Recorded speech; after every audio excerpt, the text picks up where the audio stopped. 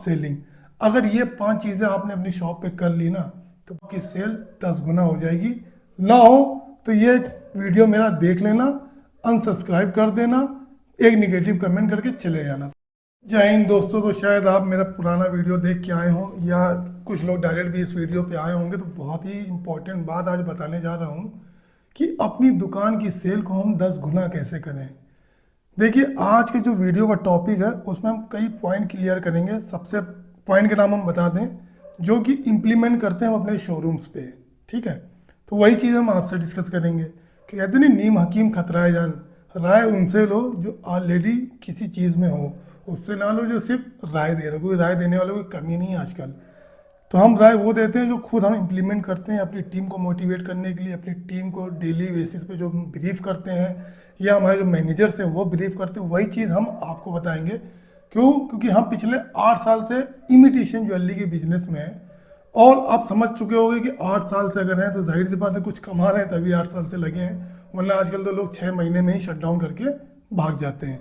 तो नंबर 1 होगा customer relationship, number 2 होगा शॉप डिस्प्ले मर्केंडाइज किस तरह से करना चाहिए, नंबर 3 होगा कस्टमर नीड कैसे पहचाने, नंबर 4 होगा क्रॉस सेलिंग, ये क्या होता है, ये बहुत ही इंपॉर्टेंट टॉपिक होगा, और नंबर 5 अप सेलिंग।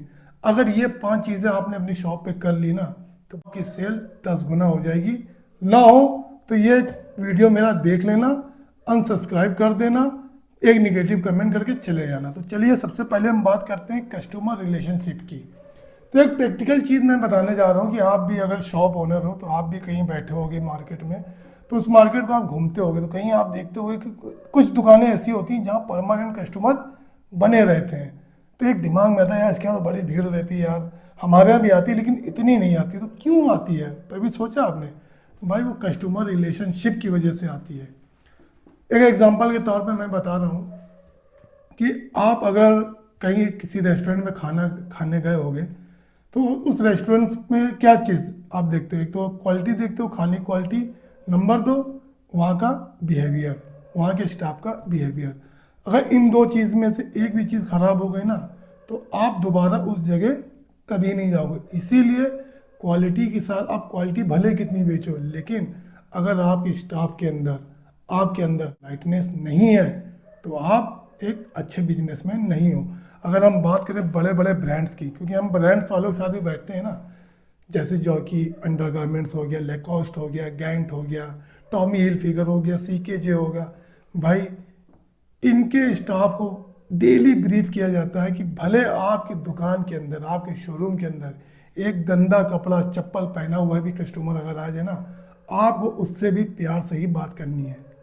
सोचिए, इतना बड़ा ब्रांड जिसकी एक जीन्स 10,000 से स्टार्ट होती है, उनके स्टाफ को ये डेली ब्रीफ किया जाता है कि अगर आपके पास एक गंदे कपड़ा पहना हुआ भी कस्टमर आ गया ना तो आप उसको भगाओगे नहीं, आप उसको सर से मैम बोल के ही बात करोगे और उनकी रिक्वायरमेंट पूछोगे।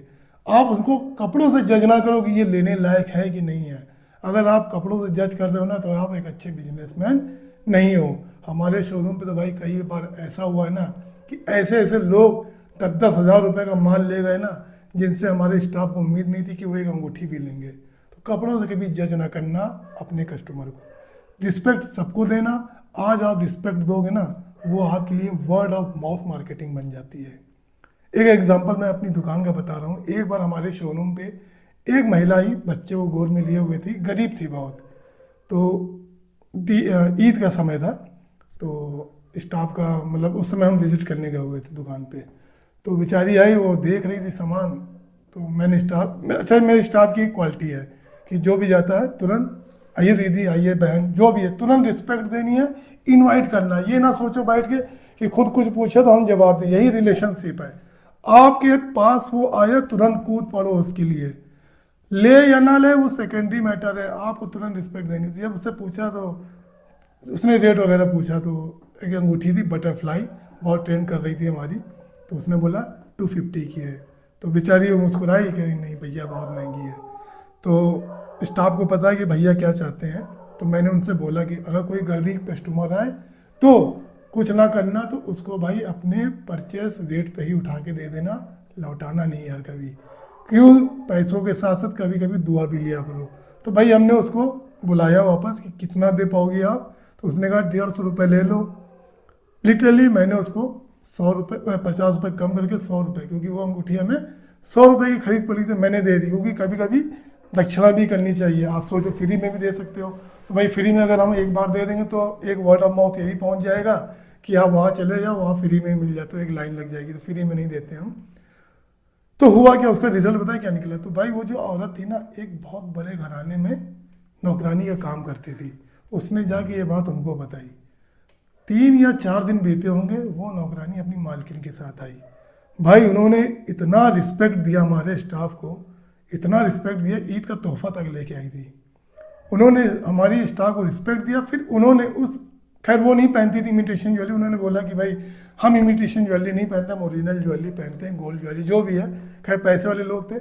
भाई लिटरली बता रहे हैं, उन्होंने 3 सेट करीब 3500 या 3600 रुपये का बिल बना था, 3 सेट हमसे लेके अपनी उस नौकरानी को गिफ्ट किए थे। तो कभी भी कस्टमर के साथ यही रिलेशनशिप आपको भी बनाना है। जज ना करो कि ये लेगा नहीं लेगा, वो सेकेंडरी है भाई। इज्जत दो, इज्जत दोगे गैप से आपके पास बरकत आएगी। वीडियो थोड़ा लंबा होगा, देख लो, समझ लो, इम्प्लीमेंट कर लो, मज़ा आ जाएगा, ज़िंदगी संवर जाएगी। तो पहला तो ये हो गया, आपको रिस्पेक्ट सबको देनी है। अब बात आती दूसरी बात, शॉप मर्केंडाइज। ये बहुत अहम रोल निभाता है। आपको मैं बता दूं, जो बड़े बड़े ब्रांड होते हैं ना भाई, वो 50-50 हज़ार रुपये सैलरी देते हैं एक पर्टिकुलर स्टाफ। उनका एक स्टाफ होता है, उसका काम ही यही है कि डेली बेसिस पे अपनी शॉप की डिस्प्ले को चेंज करता रहे। अगर वो कपड़ा बेच रहा, खिलौने बेच रहा, जूता बेच रहा, चप्पल बेच रहा, ज्वेलरी बेच रहा, जो कुछ बेच रहा, वो मर्केंडाइज मैनेजर कहलाता है। उसका काम ही यही है कि डेली खुद दिमाग लगाए कि आज हमें इस तरह का सेट लगाना, आज हमें ये वाला सेट लगाना है, ये नया माल आया तो यहाँ आज इसको यहाँ लगा दें। ये आपको डेली बेसिस पे करना है। आपने दुकान के अंदर चाहे जितना माल भर रखा हो, लेकिन बाहर डिस्प्ले आपका अच्छा नहीं है, कस्टमर क्यों आएगा? तो जितना अच्छा प्रोडक्ट आप डिस्प्ले में दिखा सकते हो ना, वही आपके लिए जीत है।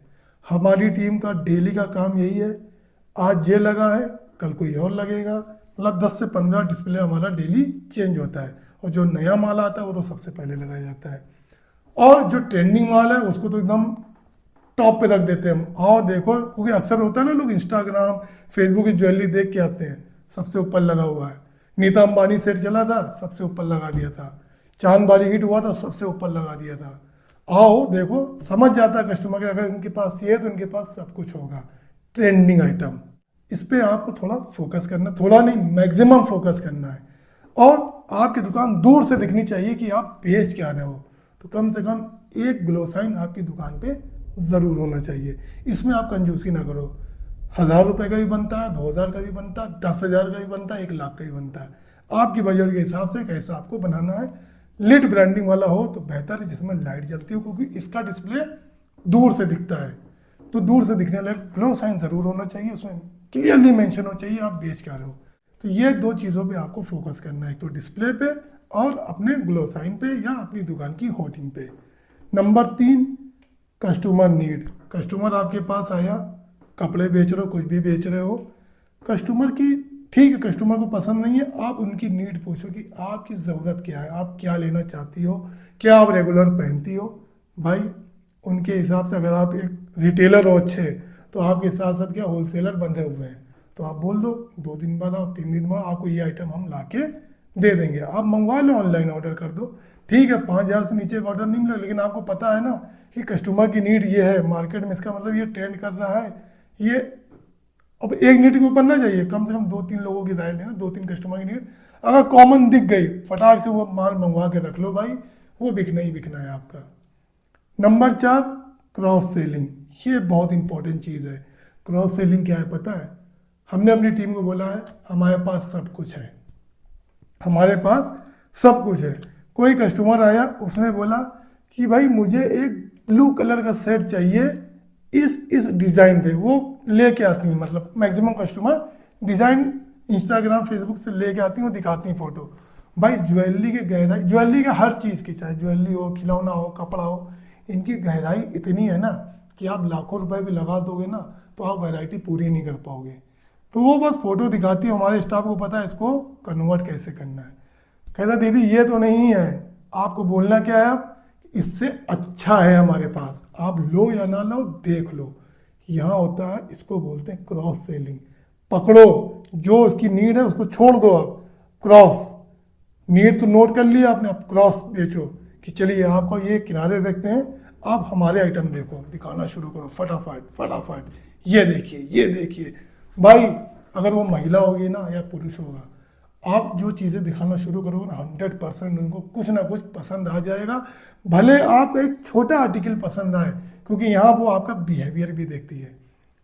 बिहेवियर भी कस्टमर देखता है कि यार हमारी ज़रूरत नहीं थी, लेकिन देखो फिर भी इतना ये दिखा रहा है, चलो कुछ ना कुछ तो इससे ले ले, तो कम से कम कुछ ले के तो जाएगा ही जाएगा।